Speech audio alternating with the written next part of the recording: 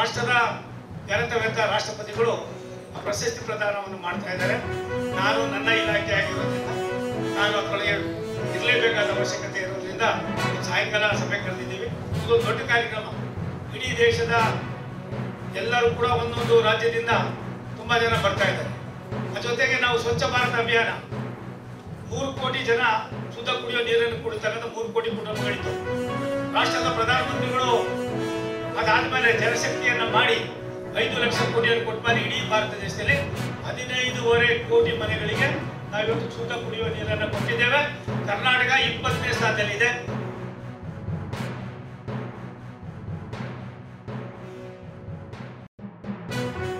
ಇದುವರೆಗೂ ಅತಿ ಹೆಚ್ಚು ಬಳಕೆ ಆಗುವಂತ ನಮ್ಮ ಮಿದುಳಿನ ಶಕ್ತಿ, ಸಾಮಾನ್ಯ ಜನ 6% ಅನ್ನ ನಮ್ಮ ಮಿದುಳಿನ ಶಕ್ತಿಯನ್ನು ಬಳಕೆ ಮಾಡ್ತಾರೆ. IQ ಜಾಸ್ತಿ ಇರೋ ಬುದ್ಧಿವಂತರು 9ರಿಂದ 10% ಮಾಡ್ತಾರೆ. ಸೈಂಟಿಸ್ಟ್ ಇರೋರು 18ರಿಂದ 20% ಮಾಡ್ತಾರೆ. ಇನ್ನ 80% ಅಷ್ಟು ನಮ್ಮ ಮಿದುಳಿನ ಶಕ್ತಿಯನ್ನ ನಾವು ಬಳಕೆ ಮಾಡಕ್ಕೆ ಸಾಧ್ಯ.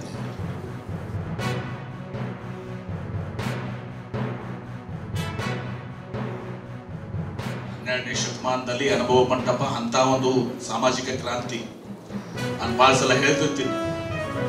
ಇವತ್ತಿಗೂ ಕೂಡ ನಾವು ಮರ್ಯಾದೆ ಹತ್ಯೆಯನ್ನು ನೋಡ್ತೀವಿ. ಅಂತರ್ಜಾತೀಯ ವಿವಾಹನ ಇವತ್ತಿಗೂ ಮರ್ಯಾದೆ ಹತ್ಯೆ ನೋಡ್ತೀವಿ.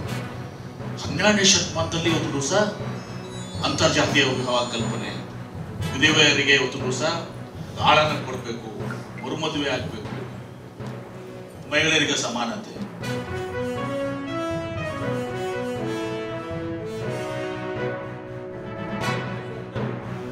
ದಾರ್ಶನಿಕರು, ಅನಾಥರ, ನೊಂದವರ, ನೊಂದ ರೋಗಿಗಳಲ್ಲಿ ಭಗವಂತನನ್ನ ಕಂಡಂತವರು ರಮಣಶ್ರೀ ಮಹರ್ಷಿಗಳು.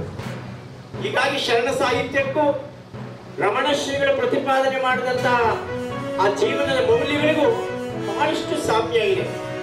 ಈ ಹಿನ್ನೆಲೆಯಲ್ಲಿ ರಮಣಶ್ರೀ ಶರಣ ಪ್ರಶಸ್ತಿಯನ್ನ ಕಳೆದ 20 ವರ್ಷಗಳಿಂದ ನಮ್ಮ ಹಿರಿಯ ಸಹೋದರ ಅಣ್ಣ ಷಡಕ್ಷಿಯವರು ಮುಂದುವರಿಸಿಕೊಂಡು ಬರ್ತಾ ಇದ್ದಾರೆ.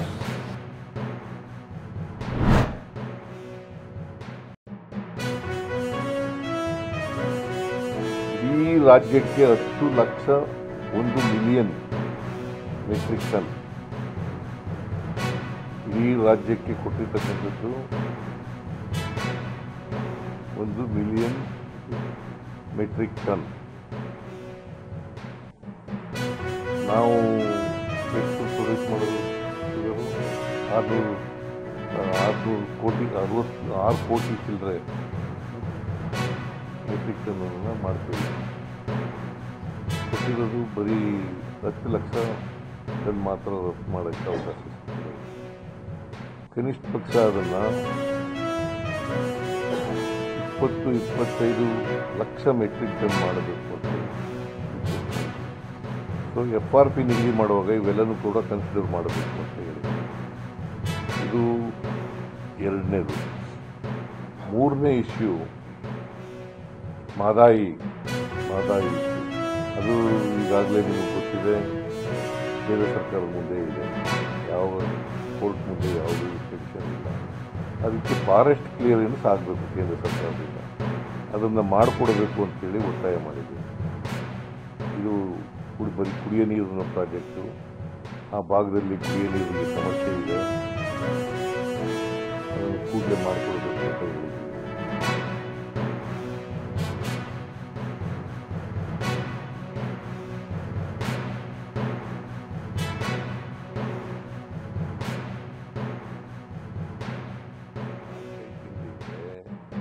ಹೈಕಮಾಂಡ್ನವ್ರಿಗೆ ರೀಸಫಲ್ ಮಾಡಿದ್ರೆ ನಾನು ಹೇಳಿದೆ, ಈಗ ರೀಸಫಲ್ ಮಾಡೋದು ಸೂಕ್ತ ಅಲ್ಲ. 2.5 ವರ್ಷ ತುಂಬಿದ ಮೇಲೆ ಮಾಡೋಣ ಅಂತ ಹೇಳಿದ್ದೆ. ಈಗ 20ನೇ ತಾರೀಕಿಗೆ 2.5 ವರ್ಷ ತುಂಬುತ್ತೆ. ನವೆಂಬರ್ 20 ಆಕಾಂಕ್ಷಿಗಳು ನಮ್ಮಲ್ಲಿ 142 ಜನ MLAಗಳಿದ್ದಾರೆ. 142 ಜನ MLAಗಳು ಆಕಾಂಕ್ಷಿಗಳು ದೇ ಆರ್ ಡಿಸರ್ವ್ಡ್, ಎಲಿಜಿಬಲ್.